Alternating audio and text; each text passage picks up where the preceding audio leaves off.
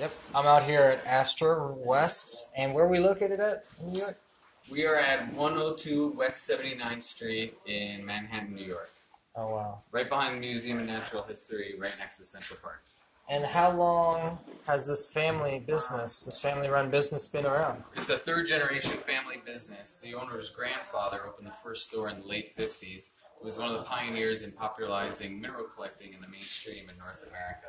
So the owner has inherited connections with dealers and mines all around the world. Oh wow! Can you tell us a little bit about this quartz crystal over here? Normally, you wouldn't think that would be worth a lot of money, but Yeah, you would think for quartz it wouldn't be that expensive, but this is actually a world-famous quartz. It's called the Tiara, probably the best quartz cluster to come out of Arkansas. Almost every point on there is totally clear with no inclusion. Finding a single point like that is incredibly difficult and makes it very expensive. but a huge have all of cluster. them. Exactly. Wow. So this is priced at $150,000. $150,000. That's more than a lot of people pay for a mortgage on a house. But people that can afford and appreciate mineral collecting, they can appreciate an absolute perfect quartz cluster like that. And you were talking about a customer of yours that used it for like a homeopathic kind of use to heal. And what is that terminology called? It's the metaphysical approach. Okay. There's the mineralogical approach, and then there's the metaphysical. Personally, I've been using crystals metaphysically for 15 years, so I can attest to the use and the power of crystals for healing, for meditation, for prayer, etc. He swears by this amethyst mat that he has. He plugs it in, it radiates infrared, and he says he has debilitating pain in his knees, and that this mat gave him his life back. He says he lays on this mat at the end of the day, and he has no pain in his knees. Oh wow! Whereas he couldn't even walk around before, and he had tested the amethyst. Now, I personally have never experienced something like that from amethyst, but a lot of it is personal, you know? Not everybody can eat peanuts. Yes. I eat peanut butter every day because I'm vegetarian. I eat the protein. I love For a guy peanut butter. across the street, maybe he has a peanut allergy and peanuts aren't going to work for him. Mhm. So it's not like a one-size-fits-all. You got to find what's right for you. And Okay. it's a very personal experience. And I encourage people to use their body as the instrument to find what they need, what they're drawn to. An intellectual approach will only go so far. You've got to go outside of the box and use your emotions and your body as the instrument to find what you would need. Oh, What interesting. can help you. Okay. So I met a girl from Switzerland, not Sweden, Switzerland, not too long ago, and she said something very interesting. I brought the store and you up and all the information that you had given me the night before when I met you, and she's like, "Oh, really? That's so cool. I believe in some of that stuff. Did you know Napoleon was defeated by a couple of stones? The Russian troops would purify the water, whatever was in the water. It was killing Napoleon's troops, but somehow the Russian troops were never getting sick. And the secret was just lying in a few stones that was drawing out the impurities or whatever disease was, or germs was in that water. And it changed the history of Europe. And Knowledge can go a long way. yeah, It's funny how a few rocks can change the history of an entire continent. a few rocks, yep. And what is this one right here? This is an unbelievable stibnite cluster from China. The owner bought the pocket of the mine back in 2002. It was about the size of this room. The largest of the pieces is about the size of this table. Oh, wow. And there's crystals that come out 3 feet long. He donated it out to the Museum of Natural History. And this is one of the last large pieces of the cluster surviving. Okay. It's crystallized antimony, which is like a cousin of graphite. Interesting thing about stibnite is that the ancient Egyptians, when they did their eyeliner, mascara makeup, that cliche Egyptian look, Hollywood always portrays it as black, whereas it used to be crushed stibnite. Really? So it would have been metallic, sparkly, which makes you think of it completely differently. It would have been super psychedelic. Oh, wow. So, like, King Tut's queen would have been wearing makeup that was made out of this. Even Possibly. the pharaoh himself. Even the pharaoh himself. Yeah, that, oh it wow. was crushed stibnite that they used for that makeup. Okay. And back to the quartz. You said something interesting about a cave where a lot or a big deposit of quartz is found, and it's called the what? Cave of Swords? Cave of Swords. That's actually selenite. Oh, that's selenite. Which is this right here. This transparent mineral, which is perfectly transparent, is selenite. It is crystallized gypsum, the same material that is in drywall, only crystallized. Oh, wow. So it's fireproof. The name of the cave is Cave of Swords. It houses the largest crystals in the world, which are, the largest one is 7 feet thick and 36 feet long.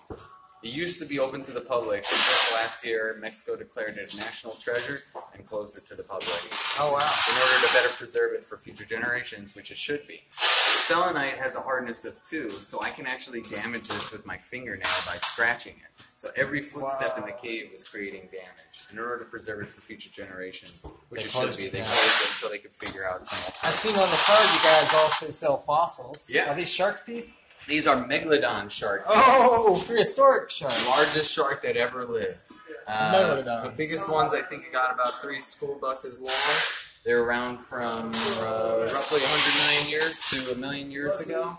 The jaw was so large it could just swallow you. It wouldn't even need to chew. Could probably swallow a dinosaur. They fed off of sperm. Oh, they fed off sperm whales. Primarily. Wow. So we got Carcharodontosaurus teeth, Spinosaurus teeth, a Tyrannosaurus rex tooth from South Dakota, crabs from Italy, trilobites, lots of trilobites. Trilobites. Huh.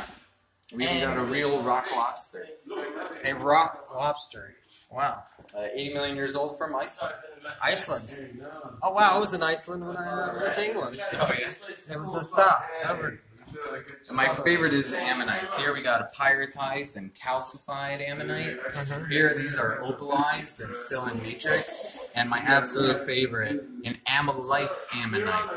It's aragonitized. And ammonite is one of the rarest stones in the world. You only find full specimens like this in Alberta, Canada. And finding full spectrum, vibrant, neon, rainbow iridescence in nature is extremely difficult. Yeah. Which is why I love this. I seen also on there meteorites. Where are your meteorites at? We got Shkoda Lane from Siberia, Russia. 2 large Campo de Cielos from Argentina. Small box sets of Shkoda Lane, Mano Islada, Chelyabinsk, which just fell in 2013. It's one of the only meteorites where you can actually hold it in your hand and go on YouTube and watch the video of it falling. Oh, wow. I think I've seen that. And my personal favorite, the Moldavite, which is technically a tektite. That's when a meteorite interacts with the Earth and creates a secondary product. So you can find other tektites in the world, like Libyan desert glass is a tektite. The Chinese tektites are black. But this is the only one with the green beer bottle color.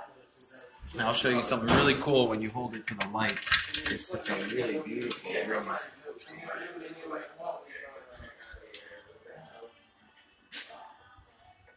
Oh my goodness. Only in Moldavite do you get that gorgeous color. Oh wow. Could you imagine having a chandelier or something out of that? Lord. That would cost a fortune. And you know, it's really exploded in price because it's exploded in popularity, and they're not finding big pieces. They're not finding much anymore. 10 years ago, I saw a piece like this for $350. Oh, wow. I was like, I'm not spending $350 on Moldavite. Today, a piece like that would be worth $10,000.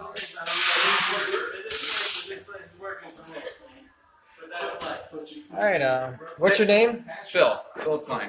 Philip Klein. Do you have a hashtag or a YouTube channel or anything? Instagram? I have a YouTube channel. It's called Time Star Productions.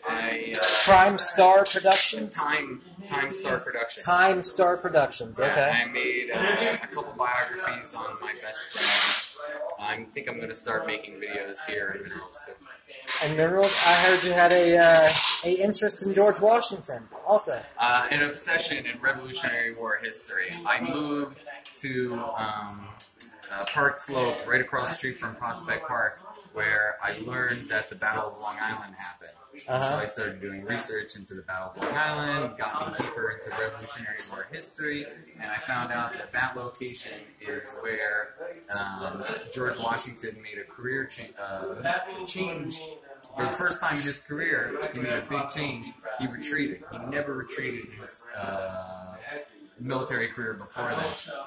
And historians always question, what was it that influenced him to finally retreat? Why was it so bad? He had the numbers, he had the troops. It was a very, very difficult battle, but why retreat?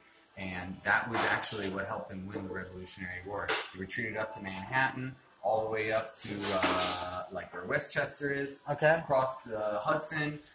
Back south. Went all the way down to the Potomac.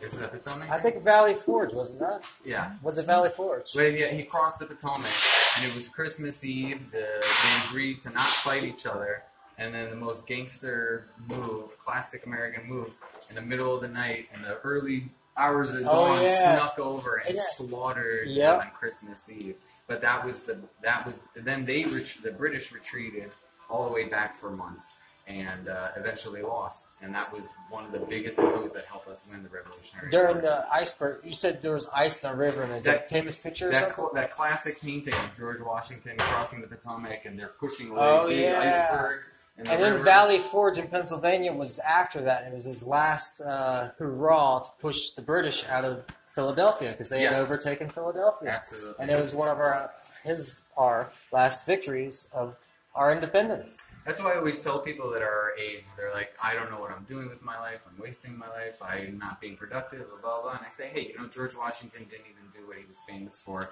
until his mid to late 40s. Yeah. So maybe you're just not there yet. Yeah. And now he changed the whole world. The whole world is different because of his actions. We have what we're doing right here: freedom of speech, freedom of press, freedom of religion. Who knows what life would be like if this is just another British territory? I know. We were talking about that earlier. Like, how world different. We'll be eating bangers and mash. English, that's what we're eating berries and mash. Drinking tea instead of drinking coffee. Yeah. Selling rocks or kicking rocks? Kicking rocks. Hey, he have a powdery wig on, like the Parliament guys.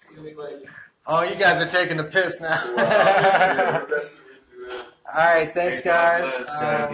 I'm Mark Reski. Thanks for your This is time. another Mark Resource U production.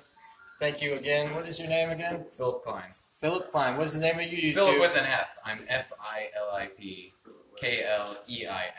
Thank you for clearing that up. And the name of your YouTube channel? Time Star Productions. Time Star Productions. And this is all taking place at astrowest in Manhattan, New York. The second store, right? A second store, yes. Soon to be 3, somewhere else. Maybe California. Coming to a city near you. Thank you guys so much. Thank you. And thank you, Mark, for My pleasure. nice meeting you. I'm Mark, by the way. Mark with a K, and you're Mark with a C. It's going to be easy to remember. Mark, thank you so much. I hope I see it online. You will, definitely. You will, definitely. God bless, man. God You guys bless. have a great day today.